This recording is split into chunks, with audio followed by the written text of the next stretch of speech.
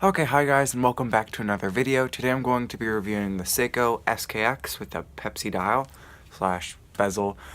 Before we get into the review, wristwatch check. I'm wearing my Hamilton Khaki King automatic. That was in my earlier video. Link in the description below if you want to watch that.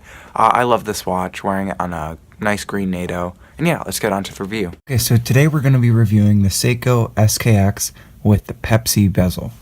This watch comes in a 42mm stainless steel case from here to here, and it has a 22mm lug width from here to here, and it has a case thickness of 13.5mm, so it's pretty thick for its case diameter.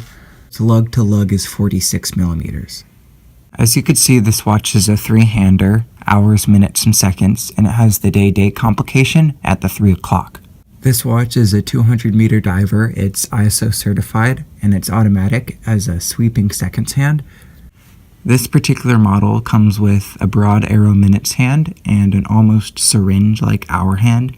The seconds hand has a lollipop counterbalance that is loomed. This model comes with a matte blue face, and it has a chapter ring around the outside with the minute markers. It has these very legible hour markers, and the bezel has the counting minutes, and it has a loom pip at the 12. All of the markers and the bezel pip, along with the hands, are covered in loom. This watch has a matte aluminum bezel insert with the minute track and a loom pip at the 12. It is 120 clicks. The case is mostly round, but it has these nice curves around the crown guards, and it has a very slight beveled edge around the lugs.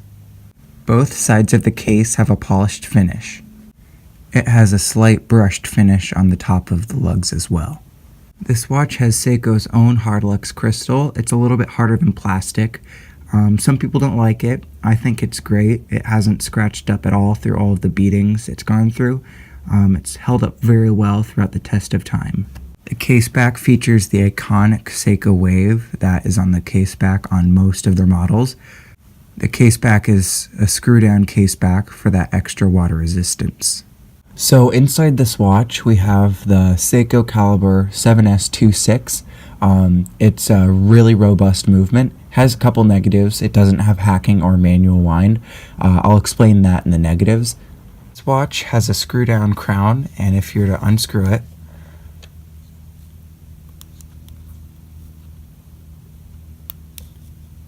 in the first position you have the date change, so you could see the date moving, and the day. And then if you move it out to the second position, you can move the hours and minutes hand, but as you could see, the seconds hand is still ticking, so it's not hackable. And you just put it back in and screw the crown back down.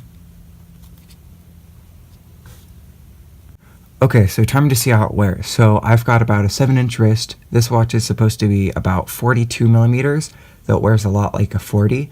It's very thick, which probably adds to its smaller case size feeling. And it's if you wear it on a NATO, it's kind of tall. A little too tall for me, but it's a great watch. Okay, so time for the positives and negatives. So the first positive is its loom. It is very reactive. It's super bright. It's just been sitting out in plain sunlight for a little while, and if I put a little book over it, you could see that it's bright and very responsive. It's super legible in the dark, and you won't have a hard time reading it at night. This watch's second positive is its potential to be customized. There are a lot of different websites on Amazon, eBay, or just independent websites that sell parts for Seiko SKXs, like bezel inserts, different dials.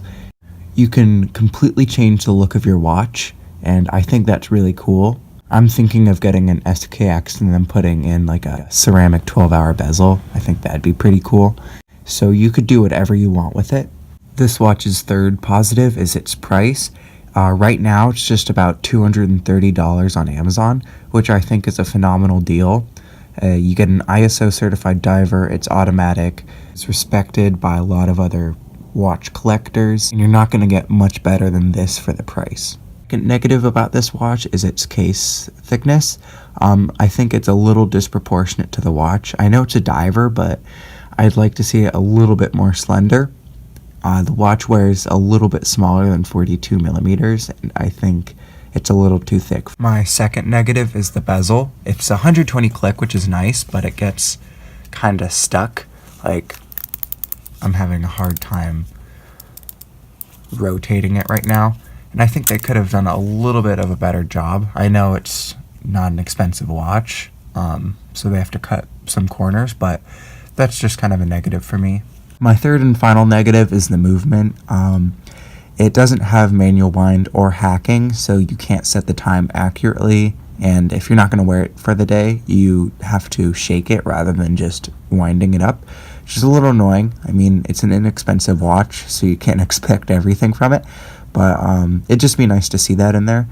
You can customize these watches and put in your own movement if you wanted to. So overall, I think the Seiko SKX is a great watch. $230, it's great value for money. You can't get much better than it. ISO certified diver, automatic, from a brand with heritage. I think it checks all the boxes, and you get it for under $300. So I think that's great. You should totally buy one if it's in your interests. And if you enjoy this video, please like and subscribe, and comment down below what your favorite diver is. Mine is kind of a wild card. It's the Tudor Pelagos, especially in the blue dial. I think the blue is stunning. It's solid titanium case, 42 millimeters. It has an in-house movement, and I just love that watch. Again, thank you very, very much for watching. I hope to see you in the next one. Okay, bye.